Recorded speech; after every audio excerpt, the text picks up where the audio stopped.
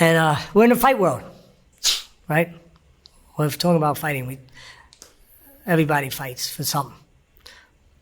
And I think that there's a reason why you don't have to be in the ring to be fighting for something. You don't have to have hand wraps on. You don't have to have gloves on. You don't even have to have that professional level of training. You're fighting. You're in life. I got news for you. You haven't found out already? The memo hasn't hit yet?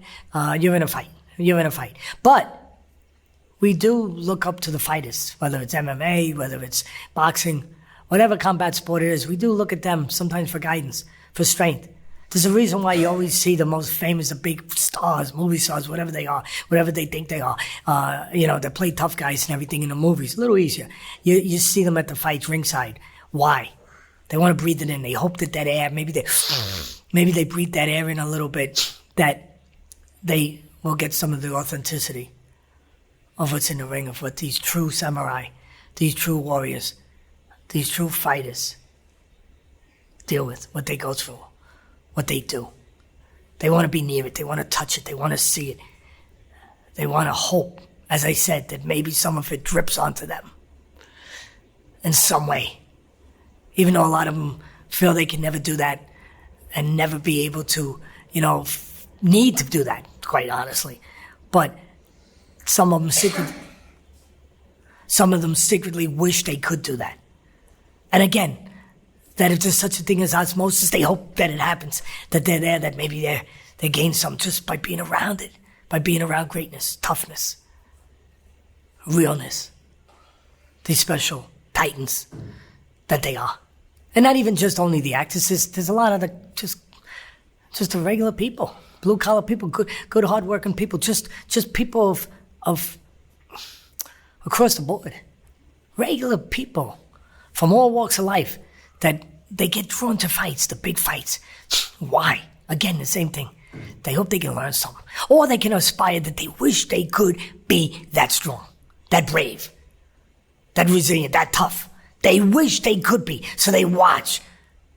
Just like a kid watches their hero. I wish I could be that. I wish I could be like that someday. And that's why it draws. That's why boxing and MMA draws those audiences. Again, from all walks of life, to be touched by that, to witness it, to witness somebody being stronger than most people ever are, or ever think they are, or don't realize they could be. So I'm going to take you into the locker room a little bit, behind the scenes of a training camp. How do you become that? How you become that? And what we do, people like me, trainers, what we do to get to that moment. That moment that audience I just described is there to see, there to watch, pay the ticket for. How do you get to that moment? Come with me. I'm going to take you there. I'll take you back into the locker room, into training camp, and what it is that we're trying to accomplish, what it is that we're doing. Besides the physical, we're doing the physical.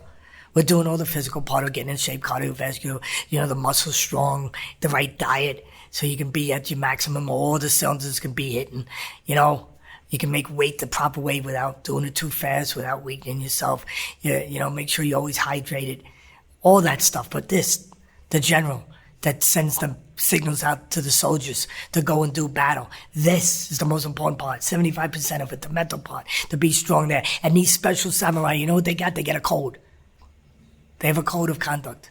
Yeah, it's one thing to fight like a fighter, it's one thing to fight like a fighter, shadow box, do all the technique, look like a fighter. It's another thing to behave like that. That's the secret. That's the trick, to behave like a fighter.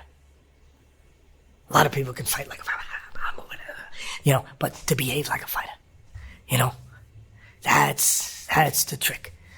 That's what we're talking about, to be able to do that. And again, there's a code of conduct that they adhere to, that no matter what, they will not betray. And there's an understanding, a willingness, and they didn't get born that way. They developed to be that way. They grew into that. They grew to be that way. They were scared. They're still scared, but they're still scared, but they're controlling that fear. They're going to stay scared till they die because it's part of us. To be scared, to be aware, to be, to have that part of us where we're alert. But we got to learn to use it, not to let it control us and use us. We got to be the boss. We got to be the boss. What does it mean when someone says, be the boss of that? Be the boss of yourself. Not him, you. Then you can be the boss of everything else. And that's what they learn. That's the trick. That's the magic. That's the journey that these great fighters, that they learn, is that they can control that. That they can control that fear. And they can make it work for them. Like controlling fire. Don't let it burn you down. Let it cook for you. Control it. Heat the rooms. Drive the engine. I'll wait for that.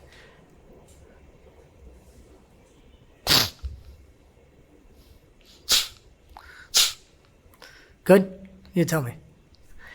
Drive, run the furnace.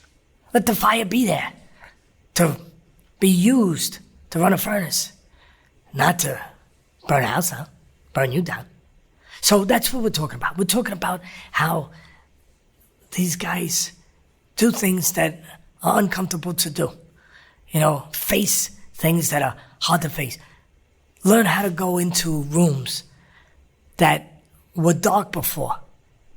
And they're dark to us, to all of us. They were dark for them until they went into them and learned that they could put a light on. Learned that they could go into a dark room and find light. That there's light. That first of all, for you fighters out there, you already know this, I get it. But to take it to another level, to explain it to another, especially the beginning fighters, the younger fighters, the beginning fighters, and everyone's invited. Everyone's invited. But I'm specifically talking to the guys that are looking to do this for a living, or think they want to do it for a living. And you learn that we have a lot of rooms in our house, right? Our house. We have a lot of rooms. And the more rooms that we can go into, explore, open the door to, put a light on, the better our house is going to be, the bigger our house is going to be. Yeah. The more formidable our house is going to be. That's the trick. That's the trick, is to understand all these rooms. Don't go into a couple. Gradually go into all of them. And they're dark. And, some of them are like, I never went in that room before. I never even went to that floor. Go to that floor. Go to that floor. Go in that room. Find the light. The light switch is in there. It might not be where it conventionally is. It might be somewhere you got to find it. But go in there and learn. You might not even have to find the light. What did you say, Teddy? You might not even have to find the light. You might bring your own light. All you have to do is go up the steps and go in the room. And you bring your own light. Your own torch. The torch of confidence. The torch of discipline. The torch of just understanding that there's more to be explored, more to find. Curiosity. Curiosity.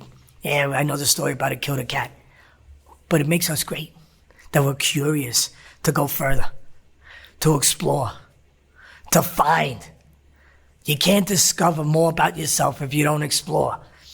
You can't find if you don't look. And we go into these rooms and we find out that there's so much more. Places we never thought we could go to. We thought there were walls there. There's no walls unless we say there's a wall. That's the difference with these guys. They learn that. But they didn't just get born that way. They developed into that. They grew into that. Now, how do you make these guys? Well, it's not really a secret formula. How do you gain confidence? How do you gain this stuff that we're talking about to go into these rooms? Well, first of all, you have to have a desire to go into them. And you have to get experience. You have to try it. You have to be willing to go a little further. You get a base, you get a nucleus, right? You get a foundation, and you have to, of course, learn the technical parts. You start to grow. You get into that area where now you have enough technique, you have enough physicality, enough cardiovascular, enough development in those areas. Now it's time to explore, to get the experience, to do it. And when doing it, sometimes that means, obviously, you're going to fail. But the key is, what did you learn when you failed? You correct that. Custom Auto used to say, Teddy, get them experience. And every time they lose, correct why they lost. Whether it was a mental issue, whether it was a physical, technical issue, they were dropping their right hand, getting hit with left hooks, not moving their head, getting hit with straight punches, throwing from too far away, exposing themselves. Correct each one, no matter how long it takes you. And then after a while, there's no ways to beat them in it. Then after a while, there is no ways to beat them. And then the only thing that could beat you is yourself. That you have not employed everything mentally into the game, where you're completely, again, in control of yourself, in command of yourself, because it starts with you before you can worry about the other guy. And one of the things, there's always enemies, there's always adversaries, right? And it's not just the opponent. I mean, we understand that's the main goal, is to defeat him, her. But there's other adversaries before you ever get there, And those are the things that you have to understand, and not allowed to defeat you along the way. I'll tell you one of the greatest ones. Again, I said I'd take you in the locker room. We're in the locker room. The most important, and I'll go the night before, even before the contest, before the fight. The greatest adversary is the imagination. To not get defeated before you ever get to the fight, where the imagination will and can destroy you if you allow it to. It will. It will destroy you. Because, first of all, it's imagination. There is no ceiling on it. There's no walls. There's no parameters to it. There's only certain things that can happen in that octagon or in that ring. Really. I mean, they're tough things, don't get me wrong, but they're what those things are, what you've prepared for, what you've seen before, what you've lived with before, what you've dealt with before, what you have been told about before. They're the same. But the one thing that nobody's prepared for, that can go anywhere, really, literally anywhere, is imagination. If you let it run that way, like I talked about fear, making it fire. If you control fire, it'll work for you. If you don't, it'll go anywhere. And it'll burn anything around you down. But imagination's the same thing. Again, there's no real place it can't go. It can make up any scenario. This could happen. No, it can't. That could. No, it can't. But it invades those walls. It comes over those walls, like I talk about the ninjas, right? Before the fight. Night before, day of, in the locker room. It comes in there and it can do damage. It can literally defeat you before you ever get in the ring and sabotage you that way. That's one of the most important things that a real trainer has to teach to their fighter, especially obviously at the early stages, that you must control your imagination, that you must not let it take you to these places that, uncontrolled, it will take you to damaging places, destructive places. That's the most important thing at that time, is to control that. Cus D'Amato used to tell me all the time, it's so true, that the hardest part is the waiting before the fight, that it's so difficult that if it wasn't for that part, there'd be more fighters, that you couldn't get in the locker room, it'd be so crowded, because everyone likes the other part, feeling like a champion, succeeding, being applauded, all the riches that it can bring you, but most importantly, the riches inwardly, privately, that it brings you, about answering questions to yourself, who you are, what you are, learning that you could depend on yourself, learning that you could be that. That's powerful, that's special. And, if it wasn't for the waiting, there'd be more fighters just, chomping at the bit, if you will, to get to that. But the waiting separates them.